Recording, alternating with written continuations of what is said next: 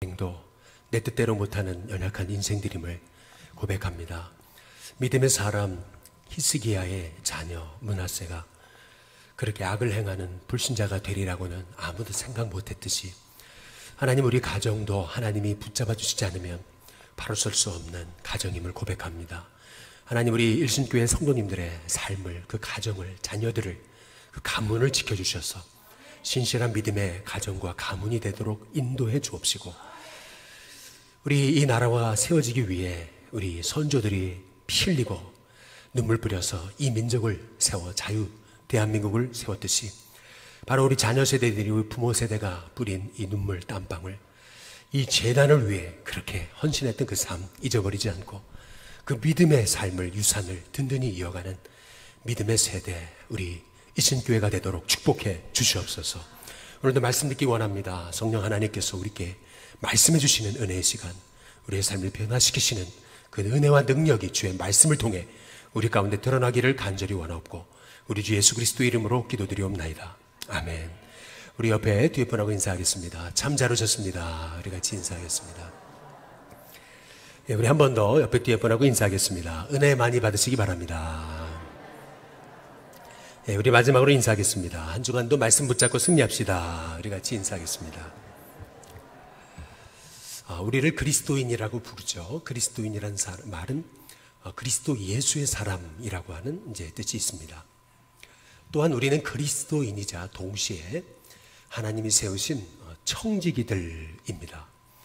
청지기라는 말은 주인의 것을 맡아 관리하는 사람을 의미하는 단어인데요.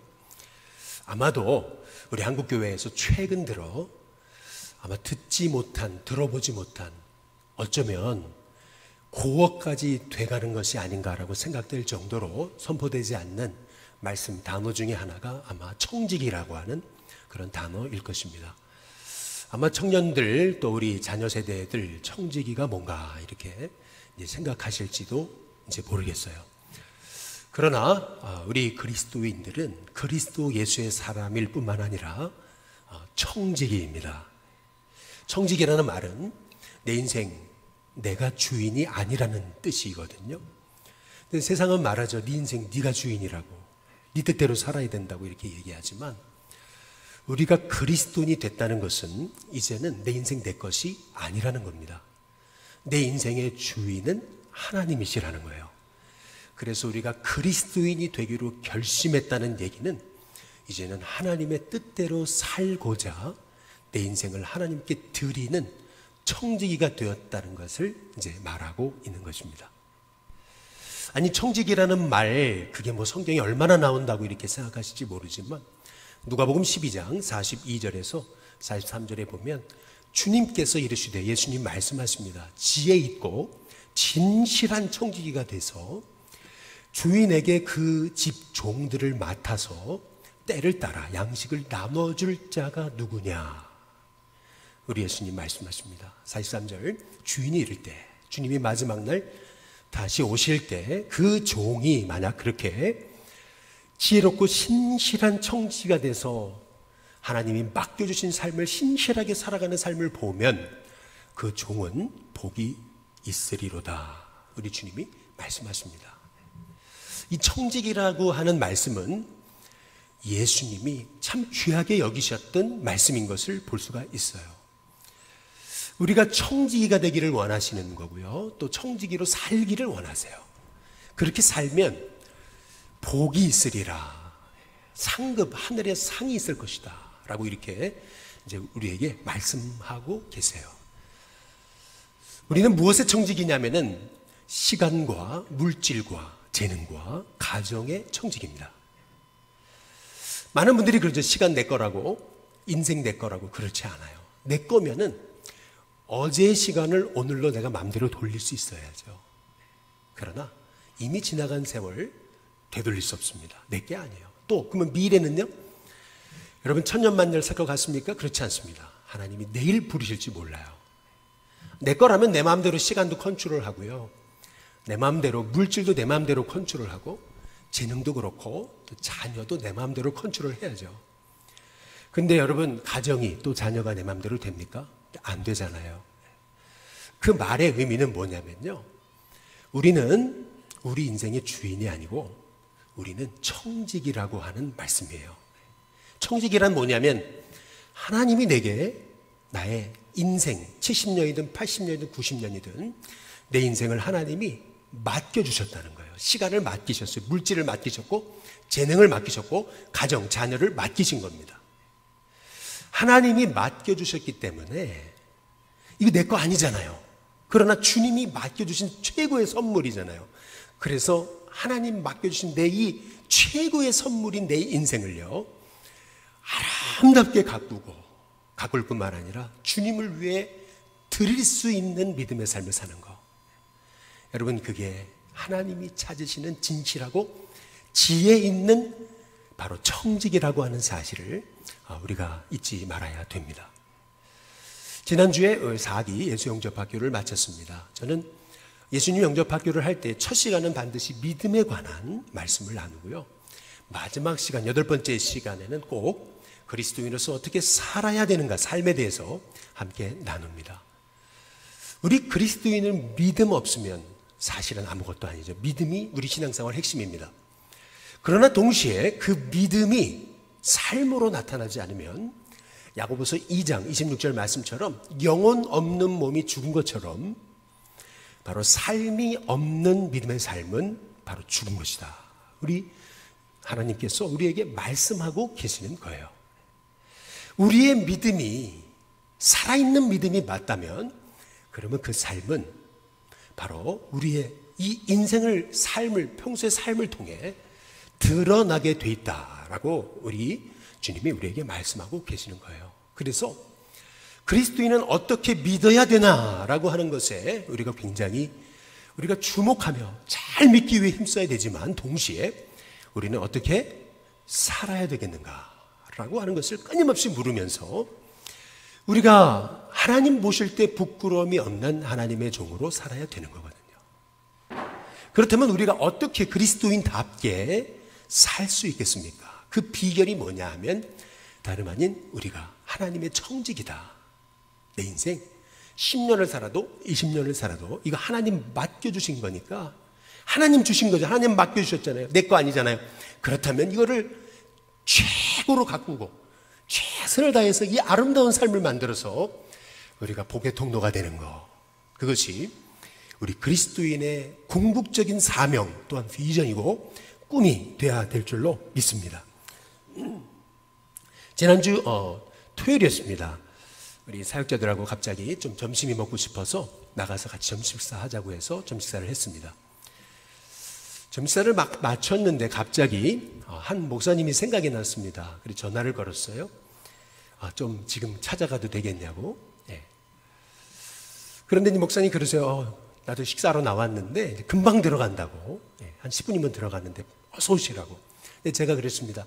혼자 가는 게 아닌데요. 저희 사역자들이 같이 있는데요. 아니요, 얼마든지 오시라고 그래가지고 이제 가게 됐습니다. 제가 찾아뵌 그 목사님은 이화교회 이제 새로 오신 우리 박영배 이제 목사님이었어요. 제가 이화교회 박영배 목사님을 갑작스럽게 이제 찾아간 이유는 우리 목사님 한 3년 전에 갑자기 신장암이 발견돼서 이제 수술을 마치고 은혜 가운데서 잘 회복하고 있었습니다. 병원에 갔더니 뭐 이상이 없다 이렇게 얘기를 했는데 뜻하지 않게 이제 건강검진을 하게 됐어요. 그냥 이렇게 차례가 돼가지고 한 건데 건강검진을 해보니까 그 서울대병원에서는 괜찮다고 그랬는데 그 건강검진을 통해서 나타난 것은 그 암이 다른 장기까지 전이가 된 것입니다. 재발이 됐어요. 그래서 이제 그 항암 치료를 하고 방사선 치료를 하고 있는 건데요. 그래서 어떻게 목회하시나 참 궁금하고 또 격려도 할 겸 이래가지고 이제 갑작스럽게 사역자들하고 이제 점심시간에 찾아보게 된 것이었습니다. 마침 토요일날 교회 나와서 사역하고 계셨고 또 점심 식사를 잠깐 하고 잠깐 나갔다 이제 들어오시는 중이었는데 딱 만났죠. 나 교회를 갔어요. 그랬더니 교회가요 너무 깨끗해요. 그래서 제가 학교에 우리 일하시는 분들이 깨끗하게 청소해 주시나 보죠. 이제 이랬더니 목사님 하시는 말씀이 그래요. 아니에요. 네, 우리는 관리인도 없잖아요. 우리는요 교인들이 해요. 와서 깨끗하게 교인들이 쓸고 닦습니다. 이제 그래요. 이제 그래서 제가 그랬죠, 목사님한테. 역시 목회자라는 분은 다르군요. 제가 이제 그렇게 얘기를 했어요. 예. 이제 그러고 나서 이제 대화를 하는데, 이제 얘기를 하다 보니까 이제 목사님, 이제 암에 걸린 얘기를 이제 하게 됐잖아요. 이제 그랬더니 목사님 하시는 말씀이 이렇습니다. 예. 내가 앞으로 2년이나 3년이나 얼마나 더 살지는 모르겠습니다. 그러나 하나님 보실 때 부끄러움이 없는 목회자 되고 싶다고. 이제 그 얘기를 해요. 젊은 분이라서 이 암이 무섭잖아요. 예. 내가 2년이나 3년 얼마나 더 살지는 모르겠지만 그러나 내가 하나님 보실 때 부끄러움 있는 목회자가 되고 싶다고. 이제 그런 얘기를 해요. 이제 그러다가 이제 화자가 바뀌어가지고 최근에 이제 부목사님 한 분을 더 뽑았거든요. 한 분 계신데 한 분을 더 뽑았어요. 제가 그랬죠. 아니 코로나로 이렇게 어려운 시기에 역시 목회자라는 사람은 틀려요. 어떻게 그렇게 또 부목사님을 뽑을 수 있었냐고 제가 그랬어요. 궁금한 게 있잖아요. 그게 뭐냐면은 아니 어떻게 그 목사님 사택은 어떻게 마련하셨냐고 요즘 서울에서. 제가 이렇게 말씀을 드렸더니 목사님 하신 말씀 그래요. 목사님 우리는 사택이 없습니다. 저 담임 목사도 없고 또 우리 부목사들도 전선생님 다 없습니다. 이제 그런 얘기를 해요. 그러면서 하는 말이 이제 이런 얘기죠. 여기 학원 선교, 학원 사역 하려면 미쳐야 됩니다. 미치지 않고 못합니다. 우린 미친 사람들입니다. 이런 얘기를 하셔요. 야, 제가 그 얘기를 듣고 이제 마음에 많은 감동을 받고 오면서 이제 그런 생각을 해봤습니다. 그분이 미쳤나 정말? 미친 게 맞나? 아니죠. 주님 위해 살겠다고 하면서 주님 위해 인생 드리는 게 그게 미친 겁니까? 아니잖아요. 하나님의 청지기 아니에요? 그렇다면 하나님의 청지기로서 내게 맡겨주신 거 신실하게 세워나가고 주님을 위해서 내 삶을 드린다는 거, 여러분 그것은 마땅한 하나님의 청지기의 삶이 이제 아니냐라고 하는 것이죠. 제가 오늘 이 청지기의 삶에 관해서 여러분께 말씀을 나누는 이유가 있습니다. 그것은 뭐냐면 우리가 어제 잠깐 새벽에 살펴봤듯이 히스기야는요, 사네립 바로 아수르의 그 대제국의 왕이 이 유다를 침공해 왔을 때 그때 그 시절에 중병에 걸려요. 어떤 병이냐면 정확히는 모르겠어요. 그러나 확실한 것은 이사야가 이제 삶을 정리하라 할 정도로 이 히스기야는 죽을 병에 걸린 겁니다. 가뜩이나 사네립이 쳐들어와서 나라가 위태한 시절에 하나님께 부름받게 되었으니 얼마나 이게 참 안타까운 상황이겠어요? 히스기야는 하나님 앞에 들어가 엎드려 기도하는 겁니다. 그게 이사야서 38장에 나와 있어요. 5절과 6절에 이제 보시면은 하나님이 기도하던 히스기야에게 얘기하시는 겁니다. 내가 내 기도를 들었고 내 눈물을 봤다. 내가 내 수완에 15년이라는 생명을 더 주겠다. 또한 너와 이 성을 아수르 그 사네립의 손에서 건져내겠고 또 이 성도 보호하겠다. 이제 이렇게 하나님의 응답을 받아요. 실제로 이 히스기야는요, 그 주변 국가들, 아람 주변 국가들이 북이스라엘까지 다 망할 때 이 남유다는 아수르의 손에서 건짐을 받습니다. 하나님 보호하십니다. 다 망하는데 유다만 안 망해요. 뿐만 아니라 히스기야는 그 죽을 병에서 건짐을 받고 15년이라는 생명을 보너스로 얻습니다. 그렇다면 우리가 여기서 한번 잠깐 스탑하고 생각해 봐야 돼요. 히스기야가요, 병이 났어요. 그리고 하나님이 15년이라는 생명을 연장시키셨어요. 여러분, 그렇다면 그 15년은 어떤 15년이에요? 이걸 좀 뒤집어서 생각해 보면은요, 하나님이 히스기야에게 15년을 살도록 그에게 15년이라는 보너스의 삶을 주신 거지만 뒤집어 놓고 생각하면은 실은 히스기야가 생명을 건짐받은 그 15년부터 사실은 하나님의 카운트다운이 시작된 겁니다. 15, 14, 13, 12년 한 해 한 해 흘러가면서 그는 하나님의 카운트다운의 소리를 들을 수 있었어야 되는 거죠. 다시 말하면 저와 여러분, 우리의 인생이요, 앞으로 몇 년을 살지 모르지만 실은 여러분의 인생도 똑같아요. 카운트다운이 시작된 거예요. 이 땅에 태어나면서부터 그것이 80년이건 90년이건 70년이건 카운트다운이 시작된 겁니다. 이 말의 의미는 뭐냐면은 우리 인생 내 거 아닙니다. 하나님 맡겨주신 유한한 세월이에요. 그렇다면 이 맡겨주신 이 세월을 청지기로서 어떻게 신실하게 관리하고 하나님 맡겨주신 내 인생을 어떻게 하면 가치 있고 값 있고 복되게 우리가 세워갈 수 있는지, 여러분, 이게 청지기가 품어야 될 기도의 제목이다 이제 라고 하는 것이죠. 그렇다면은 이제 우리가 한번 생각해 봐야 될 게 있어요. 그게 뭐냐면 히스기야가 15년의 생명을 연장받은 이후에 그가 정말 신실하게 믿음으로 승리하며 살았는가 라고 하는 것을 질문하지 않을 수가 없죠. 하나님이 15년을 보너스로 주셨는데. 근데 오늘 말씀에 역대하 33장 1절을 한번 보시면 이렇게 말씀하고 있습니다. 므낫세가 누구냐면 히스기야의 아들입니다. 이 므낫세가, 히스기야의 아들 므낫세가 왕에 오를 때 나이가 몇 살이에요? 12살입니다. 예루살렘에서 자그마치 55년간 통치했습니다. 남유다 왕국의 그 모든 왕을 통틀어서 가장 오래 통치한 사람이 므낫세입니다.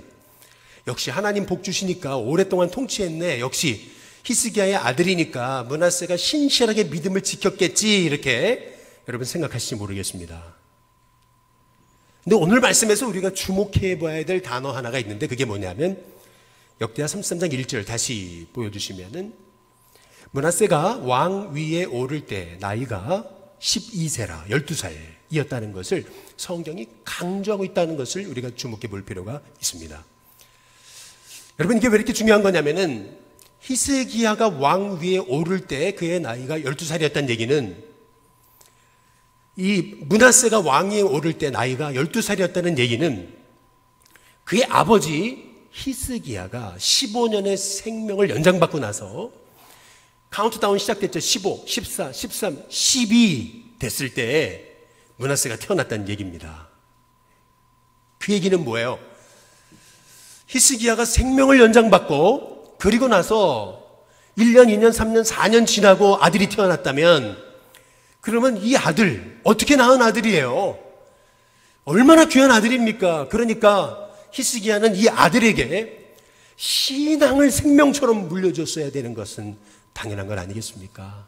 또 내가 그렇게 죽을 병에서 낳은 하나님의 종이라면 그러면 내 자녀 므낫세에게 나를 도우신 하나님에 대해서 간증했어야 되는 것은 정상이 아니겠어요? 근데 오늘 말씀해 보면은 그 므낫세가 어떻게 살아갑니까? 우리 역대하 33장 2절 말씀부터 보시면 이렇게 얘기합니다. 므낫세가 여호와 보시기에 악을 행했다. 근데 그 악이 어떤 악이냐면 이방 사람들의 가증한 일을 본받았다. 이렇게 말씀합니다. 가증하다는 것은 너무나 혐오스럽고 싫어서 구역질이 날 정도로 그렇게 하나님께 반역이 되는 일이었다라고 얘기하는 겁니다. 3절, 도대체 그가 한 일이 뭐기였길래 그의 아버지 히스기야가 헐어버린 그 우상의 산당을 다시 세웠다 그랬습니다. 뿐만 아니라 역대하 33장 5절에서 6절에 보면 이렇게 얘기하죠. 여호와의 전 두 마당에 두 뜰에다가 하늘의 1월 성신을 위하여 제단을 쌓기 시작했다. 이제 이렇게 얘기합니다. 솔로몬 시절에 세워놨던 야긴과 보아스의 그 모든 그 기둥은 철폐하고 대신 거기다가 하늘의 1월 성신을 섬기는 우상의 제단을 섬겼다는 얘기입니다. 뿐만 아니라 6절에 흰돔의 아들 골짜기에서 그의 아들들을 불 가운데로 지나가게 해서 아들을 제물로 바치고 뿐만 아니라 점치며 사술과 요술을 행하고 신접한 자와 박수를 신임했다. 이렇게 말씀하고 있습니다. 여기서 말하는 신접한 자는 뭐를 얘기하는 거냐면 그냥 무당을 얘기하는 게 아닙니다. 여기서 말하는 그 신접한 자란 죽은 사람 앞에서 죽은 사람의 영혼을 끌어내는 그러한 일이었던 것입니다. 뿐만 아니라 역대하 33장 오늘 7절의 말씀에 보면은 또 그랬죠. 자기가 스스로 만든 아로새긴 목상을 하나님의 전에 세우기까지 했다. 이렇게 얘기합니다. 이 성전 안에다가 바로 한 목상, 우상을 세우는데 왜 세웠겠습니까? 다름 아닌 자기가 신이 되려고 한 그러한 그 반역의 자리까지 이 므낫세가 올라간 것이 아닐까라고 추측해 이제 보게 되는 거죠. 더구나 오늘 역대기에서는 말씀하고 있지 않은데 열왕기하 21장 6절에 보면 한 사건을 더 추가하고 있습니다. 므낫세가 유다에게 범죄하게 하여 여호와께서 보시기에 악을 행한 것 외에도 그랬어요.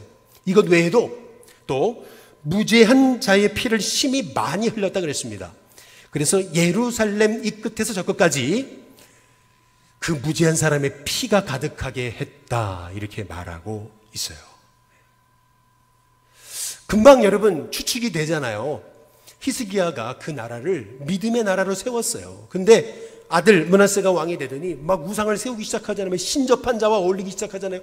막 그냥 칼춤을 추고 막 이런 사람들하고 어울리면서 뭐 환상을 본다 그러고 이러니까 선지자들이 일어나가지고 왕한테 충언을 하는 거죠. 그건 하나님이 가증히 여기시는 일입니다. 왕이시여 중단해달라고 이제 얘기를 하겠죠. 그러니까 어떻게 됩니까? 그 무죄한 그 선지자들을 끌어다가 그들을 죽이기 시작하는데, 유대 역사에 따르면은 이 므낫세가 죽였던 인물 중에 한 사람이 누구냐면 그 아버지 히스기야가 그렇게 신뢰했던 그 멘토 이사야를 톱으로 반으로 켜서 죽였다라고 그렇게 역사는 증언하고 있습니다. 아니 그 므낫세가 그 히스기야의 아들이 맞느냐라고 우리는 되묻지 않을 수가 이제 없는 것이죠. 여러분, 히스기야는 어떤 사람이었습니까? 한 청년이요, 이제 다음 주에 이제 군대를 가게 됐습니다. 근데 교인들한테 이제 기도 카드를 하나씩 이제 돌리는 거예요. 다음 주에 군대를 가니까 이제 교인들이 생각하기를 군대 가서 군대 생활 잘하게 해달라고 이제 기도 카드를 돌리나 보다 이렇게 봤더니 그게 아니었어요. 다음 주에 군대를 가는데 이 형제의 기도 제목은 뭐냐 하면은 우리 아버지를 위해 기도해달라는 거예요. 우리 아버지가 이번 주에 교회에 나오기로 하셨는데, 먼저 첫 번째 우리 아버지가 교회에 나오시기로 하셨으니까 꼭 한 번 이상 우리 아버지를 위해 기도해달라고, 교회에 꼭 나오시도록. 두 번째 기도 제목이 뭐냐면은, 혹시 이 기도 카드를 보신 분들은, 받으신 분들은 우리 아버지 이름 그리고 전화번호 딱 적어놓고 우리 아버지한테, 우리 아버지가 이번 주에 우리 교회 나오기로 하셨으니까 너무 잘하신 거라고 한번 꼭 전화를 한번 걸으셔가지고 이번 주 꼭 나오시자고, 함께 뵙자고 이렇게 격려해 달라고, 이렇게 두 가지 부탁을 이 아들이 이제 하게 된 겁니다.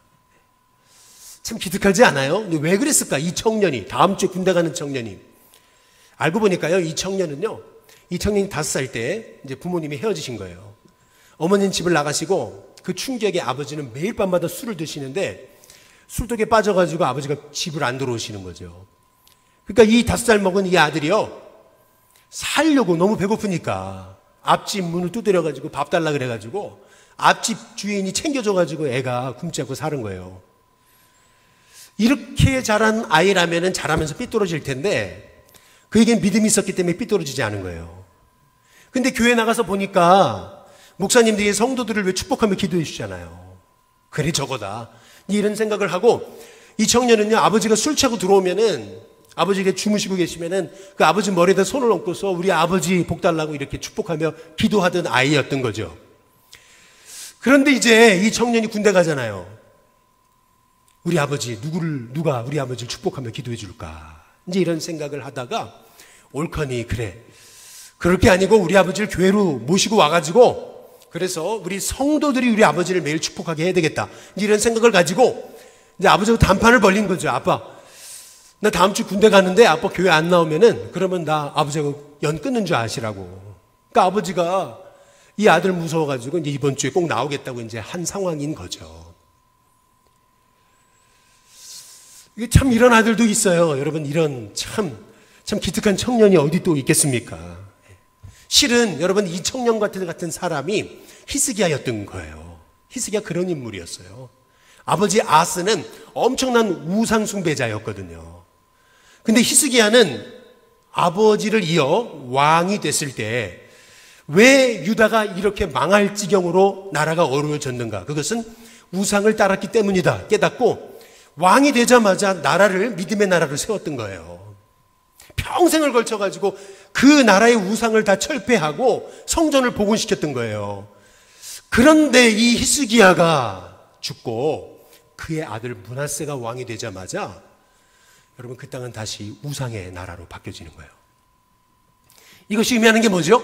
여러분, 이것이 의미하는 것은 히스기야가 15년이라는 그 생명을 연장받았을 때 그 15년이라는 세월 동안 자녀 아들에게 신실한 믿음의 본을 보이지 못했음을 성경이 암시하고 계시는 겁니다. 마땅히 행할 길을 내 아이에게 가르치라. 그리하면 늙어도 그것을 떠나지 않는다고 이렇게 말씀하셨는데, 히스기야는요, 마땅히 행할 그 하나님의 말씀과 규례를 이 므낫세에게 가르치지 못한 거죠. 왜 아들 므낫세에게 히스기야가, 그렇게 신실했던 히스기야가 믿음의 유산을 남기지 못했을까요? 이유가 있는 거죠. 그것은 다름 아닌 히스기야가 병을 낳고 나서 아마도 히스기야는요, 내가 하나님이 부르신 청직이라고 하는 것을 잊은 것 같아요. 신앙의 변질은 언제부터 시작되는 거냐면요, 내가 하나님의 청직이라는 것을 잃어버릴 때, 그때 신앙의 변질이 시작되는 겁니다. 내 가정 내 거고, 내 자녀 내 거고, 내 물질 내 거고, 시간 내 거고, 재능 내 거고, 다 내 거다, 내 인생 내 거다 라기 시작하면서부터 우리는요, 신앙이 변질됩니다. 아주 그 아름다운 맛있는 음식도요, 이 변질되고 썩으면은 가까이 가기도 싫은 거거든요. 마찬가지로 히스기야가 과거에 아무리 신앙이 좋았다 하더라도 청지기의 신앙 잃어버리고 신앙이 변질되니까 결국에는 하나님이 덤으로 15년을 주셔서 그 15년을 정말 멋있게 한번 살아봐라 이렇게 된 건데, 여러분 그 15년을 믿음으로 살지 못한 거죠. 우리는 히스기야의 인생을 통해서 우리는 기도하지 않을 수가 없어요. 실은 오늘 찬양 가사를 통해서 제가 참 은혜 받은 것은, 내일 일을 모르는 게 사실 우리가 아니겠습니까? 어떻게 우리의 가정을 내가 마음대로 핸들할 수 있겠습니까? 그렇기 때문에 우리는 기도해야 되는 거죠. 먼저 첫 번째, 신앙의 본이 되는 부모가 되시기를 바랍니다. 결국 신앙은 모델링입니다. 신앙은 내가 믿음으로 살아오고 보여준 삶을 자녀들이 따라가게 돼 있는 겁니다. 내가 어떻게 살았나, 이것이 내 자녀들에게도 그게 믿음의 유산이 되는 겁니다. 그래서 신앙은 모델링이에요. 따라가는 거예요. 닮는 겁니다. 그렇다고 본다면 내가 믿음으로 살아간다는 거, 이게 얼마나 귀한 일인지, 여러분 이것은 우리의 평생을 걸쳐서 우리가 몸부림치고 씨름해야 될 기도의 제목인 줄로 믿습니다. 두 번째, 입술을 열어서 하나님이 주신 은혜를 반복해서 말해 주셔야 됩니다. 말에는 권세가 있습니다. 여러분이 어떤 말을 하느냐에 따라서 그 말대로 하나님이 역사하십니다. 그래서 여러분이 여러분의 입술을 열어서 내가 받은 은혜를 가족들과 함께 나눈다는 거, 여러분 이것이 엄청난 축복입니다. 아니, 내가 받은 은혜가 없는데요? 아니에요. 한번 생각해 보세요. 또 여러분이 오늘 깨달은 말씀을 우리 가족들과 함께 나누기 시작하는 거예요. 입술을 열어서 나누기 시작하면 그것은 가정과 우리 자녀들의 마음에 생명의 씨앗처럼 뿌려져서 그 말씀의 씨앗은 결국 자라나고 여러분의 가정, 자녀, 가문을 살려내는 믿음의 씨앗, 복의 씨앗이 되는 줄로 믿으시기를 주님의 이름으로 축복합니다. 마지막 세 번째로, 자녀를 입술로, 그래서 축복하며 기도해 줘야 된다는 거죠. 이사야서 57장 19절에 보면은 입술의 열매를 창조하는 자 여호와라고 우리 하나님이 하나님의 이름에 대해서 이렇게 말씀하고 계십니다. 하나님은 어떤 분이시냐면 우리의 입술에 열매를 창조하시는 분이시라는 겁니다. 말은 반드시 열매가 있다라고 하는 거죠. 여러분이 여러분 자녀를 위해 축복하며 기도하시면은 하나님이 온 우주 만물을 무에서 유로 창조하셨듯이 마찬가지로 여러분의 가정에 생각지 못한 하나님의 새 일을 창조하기 시작하신다라는 겁니다. 그래서 여러분의 가정의 자녀들이 아무리 이 세상이 힘들고 어려워도 여러분이 축복으로 선포한 그 기도의 꼴을 먹고 그들이 그 기도의 축복을 받아가지고 그 자녀들의 인생에 하나님이 입술의 열매를 창조하셔서 여러분의 그 자녀를 하나님이 이 땅에서 존귀한 하나님의 종으로 세우시는 은혜를 주시게 되는 것이죠. 그래서 우리는 우리 입술을 열어서 우리 가정을, 자녀를 마음껏 축복하는 하나님의 종들이 돼야 될 줄로 믿습니다. 자오스리라고 하는 그 중국의 교수가 쓴 사람답게 산다는 것이라는 책이 있습니다. 이 책에 보면은 이제 이 교수가 학생들한테 두 가지 질문을 한 내용이 이제 나오거든요. 첫 번째 질문은 뭐냐면 누가 봐도 감탄할 만한 아름다운 여성이 있었습니다. 근데 갑작스런 교통사고로 얼굴이 다 일그러졌습니다. 그랬을 때 남자가 이 여자를 사랑하겠냐? 이제 이런 질문이었습니다. 그때 첫 번째 대답은 1번, 당연히 예전처럼 사랑할 것이라는 거고요. 두 번째, 사랑하는 마음이 아마 사라질 것이다. 이렇게 했고요. 세 번째는 아마도, 확신이 없잖아요. 그러나, 그러고 싶잖아요. 예전처럼 사랑할 것이다. 이 대답에 어떤 거를 표하겠느냐 이제 학생들한테 물었더니 그 학생들이 대답하기를 당연히 예전처럼 사랑할 것이다. 10%. 사랑하는 마음이 사라질 것이다. 그것도 10%. 그러나 아마도 예전처럼 사랑할 것이다. 80%의 점수를 줬다는 거죠. 두 번째 질문이었습니다. 그것은 뭐냐면 사업에 크게 성공한 백만장자가 있었는데 이 백만장자가 회사가 파산해가지고 하루아침에 빈털터리가 되고 말았던 겁니다. 그랬을 때 바로 이 남자를 여자가 예전처럼 사랑하겠느냐 이런 질문이었습니다. 그랬더니 당연히 또 1번 당연히 예전처럼 사랑할 것이다. 2번 사랑하는 마음이 사라질 것이다. 3번 아마도 예전처럼 사랑할 것이다. 이제 이랬거든요. 뭐라고 이제 학생들이 답을 했냐면 당연히 예전처럼 사랑할 것이다. 여긴 30%. 그리고 사랑하는 마음이 사라질 것이다. 이것도 30%. 그러나 아마도 확신 없지만 그러고 싶잖아요. 예전처럼 사랑할 것이다. 여기에다가 40%의 점수를 줬다는 거죠. 아니 여자가 얼굴이 상했을 때는 당연히 예전처럼 사랑할 것이다. 여기엔 10%밖에 안 줬는데. 그래서 자오스린 교수는 이렇게 조크를 던졌다는 얘기죠. 여자는 절대 사고 나면 안 되겠네요. 얘기를 했다는 얘기입니다. 그런데 이제 그 자오스린 교수가 화제를 돌려서 정색을 하면서 얘기하는 게 이것입니다. 그게 뭐냐면 저는 여러분께 지금 이 남녀 사이를 연인 관계라고 얘기한 적이 없습니다. 단지 한 남자 한 여자라고 했을 뿐입니다. 실은 이 남자와 여자는 연인 사이가 아니고 부모 자녀 사이입니다. 만약에 이 남자와 여자가 부모 자녀 사이일 경우 그렇다면 사람들이 어떻게 대답할 것 같습니까? 라고 하는 그런 다시 다른 질문이었습니다. 그때 1번 당연히 예전처럼 사랑할 것이다. 여러분 여기에요. 무려 학생들 100%가 점수를 줬다는 겁니다. 100%가. 동서고금을 망라하고 자녀를 향한 부모의 사랑은 여러분 결국 변화가 없는 겁니다. 자녀가 사고를 당해 얼굴이 일그러졌더라도 부모는 자녀를 여전히 사랑하는 거죠.